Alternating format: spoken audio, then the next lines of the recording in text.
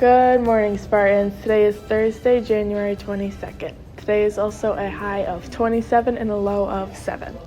It's National Polka Dot Day today, and also tomorrow there's an extreme cold warning.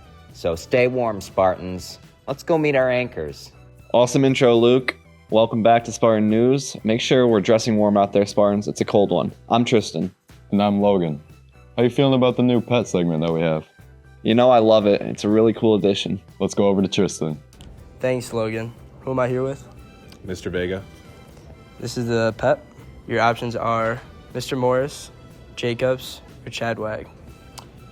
I know Mr. Jacobs does not have a dog.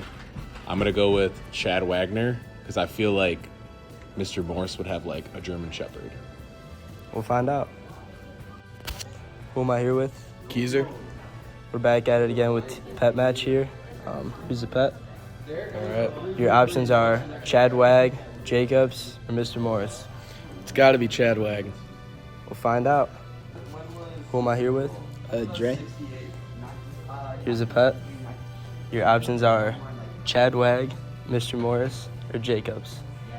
I'm gonna say Chad. We'll find out.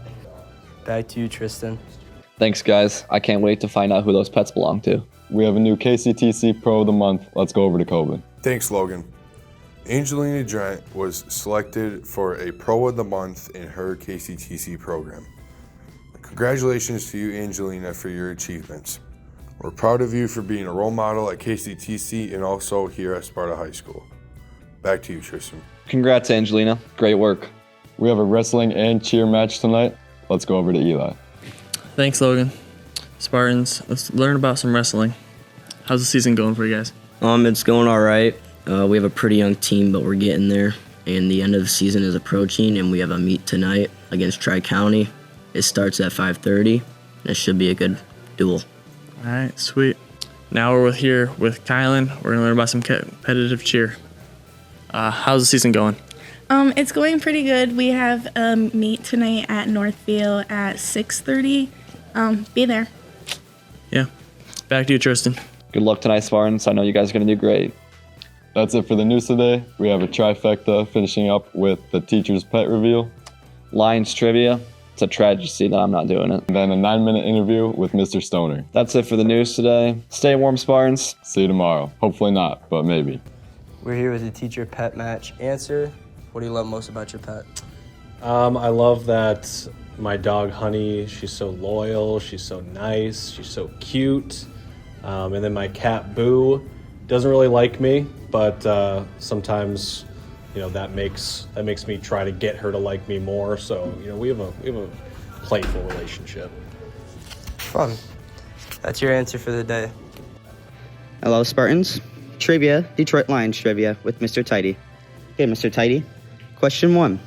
How long have the Detroit Lions been in the NFL? Ooh. Like you want a year? No, I don't want a year. I want how many years. Yeah. I'm going to go 82. Incorrect. The correct answer was 95. Whew, that's close. All right. How many championships do the Detroit Lions have? Do I have to... Wait, like Super Bowl championships or in like total? Championships before the Super Bowl. Ooh, they were pretty good. I'm going to go with 4. Correct. Yeah, all right. Okay, extra credit. What year did one of those championships come in? Any of the 4? Yeah. I'm going to go 64. Incorrect. It was the 50s. Oh, dang. 50s and 40s. Okay, right. Last question. Okay, one more. Yeah. What was the Detroit Lions' name before in 1921 to 1929? The Kitties. Incorrect. It was the Spartans. Who am I here with? The Lions loving Mr. Zurich. Okay. Ready, Mr. Zurich? I'm ready. Okay, question 1. How many years have the Lions been in the league? How many years have the Lions been in the league? The National Football League? Yeah. I'm going to go 78 years. Incorrect. It was 95. Oh, my goodness. Okay. Question number 2. How many championships before the Super Bowl do the Detroit Lions have? Before the Super Bowl. So 0 Super Bowl wins, but they did have some world championship wins. I'm going to go with 5. Incorrect. It was 4. Oh, my goodness. But you can't get back. Extra credit here. All right. Can you guess what year one of those championships were? Yeah, I'm going to go with 1950. There's lots in the 50s. I'm going to go with 1954. Correct. Extra credit, Mr. Zurich. Okay, question number 3. What was the Detroit Lions' name from 1921 to 1929? My goodness. I'm going to go with the D. Ooh, maybe they weren't even in Detroit at the time. Ooh, I'm going in to go. there. I'm going to go with the Fort Wayne Flyers. Close. The Spartans. All right. Well, thank you. You're welcome.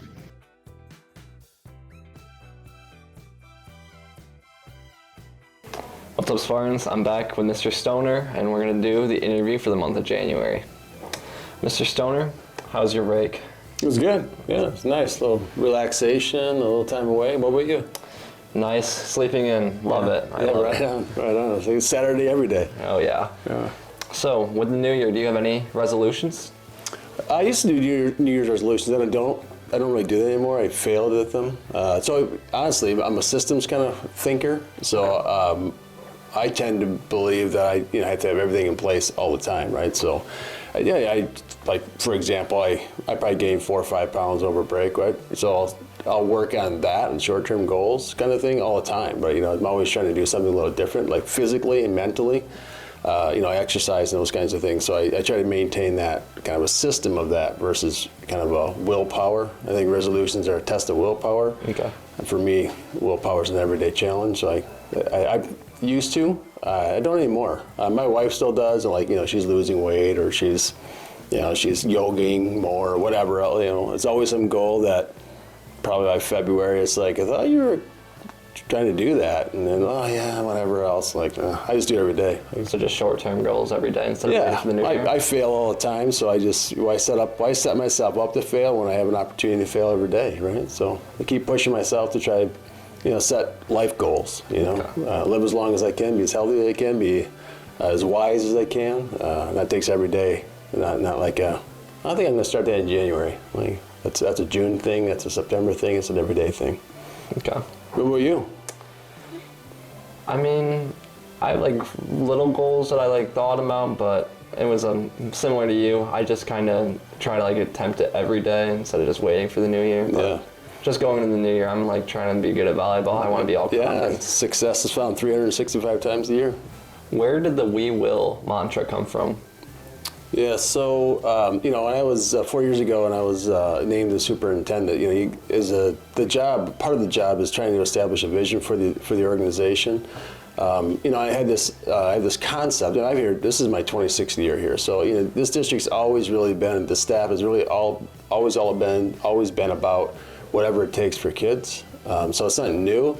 It's just trying to capture and focus those energies. Teaching has always been hard. It's as you guys know, being teenagers, life is more difficult today than maybe ever has been for kids. So it's not as easy as it used to be. In essence, when I started teaching, I got a stack of books and I went into my room and I just did my thing, and I didn't know what my neighbors did across the hall, down the hall, around the district. Now it takes a community for us to be able to educate kids. It's so much more complex. So the concept of "we will" is, we is more powerful than me. So I don't want anyone to feel like they're alone, that they have to do this on their own. There's always someone there to support them. I want people to recognize that it takes us collectively to achieve the levels of excellence that kids deserve. So we just stood out to me. And then I see Spartans will. MSU, we're Spartans, so kind of capturing a little bit of that "we will," playing on that a little bit. But the idea behind it is more about, I want us to focus on doing everything we can for kids to take care of kids, staff to take care of staff to take care of kids, so that, we can achieve the levels of excellence that kids want and deserve. And it takes, it takes a village to raise a kid kind of thing. It's hard for teachers to do that on their own. I don't want them to feel that way. So every year I'm trying to add other things that would capture that. We started out talking about you got to take care of each other. And we started talking about how, we have an opportunity every day to be a puzzle piece in a kid's life, and it takes, we can be that person for them that completes their journey through life. We talked a little bit about gears. I wanted them to understand that, we all have a job. For this system to work well, each gear's got to do their job effectively and efficiently. And if one person or one gear, gums up the system doesn't work as effectively. But more importantly, every gear matters, right? So no one is more or less important than the other person. For us to excel, kids on a team, teachers in a building, all staff in the school district, we have to be committed to our role. And if we do our jobs well and effectively, the system will run smoothly and we'll find greater excellence. So the whole we concept kind of connects to all those things. And ultimately, what matters most is, I got into this profession because I care about kids. I wanted to work with kids. I want something better for them, and just live from a point of love. So the whole encapsulation of, we're going to take care of each other, just kind of, it's really what we're about anyway. So it's just, it's always been that way, that I've been here, 26 years of that. So it's not new. I'm just reminding people of what the culture is here and what we've expected of each other for decades. And then people coming in, so you got to educate them and indoctrinate them into that culture. So we keep working on that, reminding that. So that's kind of where it came out, trying to establish that vision for the organization, that we're going to remain committed to that culture of collective efficacy so that we can strive and achieve at high levels. So, big question, the parking passes and painting spots. What's up with all that? Why do we have to keep paying? Why can't we paint for senior parking? Yeah, I'll take the pay piece. You've seen Morse, right? You guys seen Mr. Morse around? Do you know how many donuts that guy eats? So that $10 per parking space is just to go into his donut fund. Really? So, yeah, something like that. I have no idea what Mrs. Rumsey does with that $10 a parking pass. I think it's more about accountability, skin in the game, to make sure that people recognize this is a privilege, not a gift to them. They have to earn that. One of the first questions I think you asked is, why the parking pass in general? Well, the parking pass for us is really an accountability measure. Accountability to make sure that, you're in the spot you're supposed to be in. But if you go back to when we had to evacuate the high school earlier this year, we left because of Old Orchard, and people were were leaving in their cars. For us, in the situation where we need to evacuate, as most inconveniences, and I think a parking pass is like you have to park there, is a little bit of an inconvenience. It's for safety reasons. So now we know who's supposed to be there.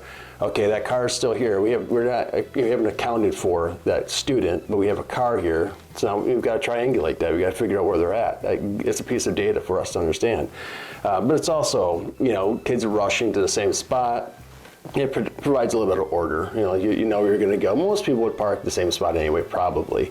But it just kind of creates kind of a system to know where you guys are, where you're parking, so we can be accountable to you. I mean, loco parentis. When you come to school, your parents expect us to take care of you like they would take care of you at home.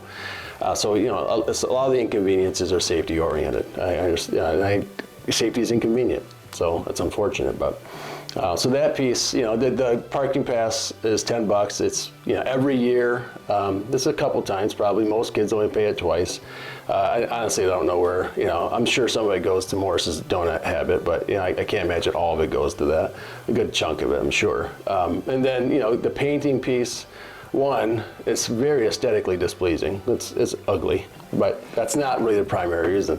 The primary reason is that when you paint over that, eventually you have to recoat that, right? It has to be removed because it degrades the surface of the asphalt. We investigated this when it was asked us a couple years ago. It will degrade the surface of the asphalt, so it has to be removed, and then we have to recoat it. So in essence, what you're doing is repainting it black and then putting new lines on it. And that just became, it's an expense. It's an unnecessary expense. I've seen other high schools that are doing the paintings.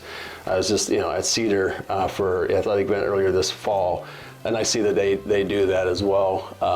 But we just didn't choose to do it because it does compromise the integrity of the asphalt. And eventually that will break down. And as much as kids don't recognize, this is the money that comes to the district. It's not ours. It's not mine to spend. The community gives it to us to take care of the school facilities, and we take great pride in that. We certainly want to be good stewards of other people's money. I know it's not a cool answer. It's not like the answer that high school kids really care about. But for us, we've got to protect the integrity of that surface and the cost that's associated with that. That's really, if you boil it down, the reason why. I'm not a whole lot of fun, so you guys, that'd be a lot of fun for your kids. I can't have that. That makes sense. Yeah, that makes sense. Well, Spartans, that was the Stoner interview for the month of January. Mr. Stoner, we're going to see you February. Sounds good. Thank you.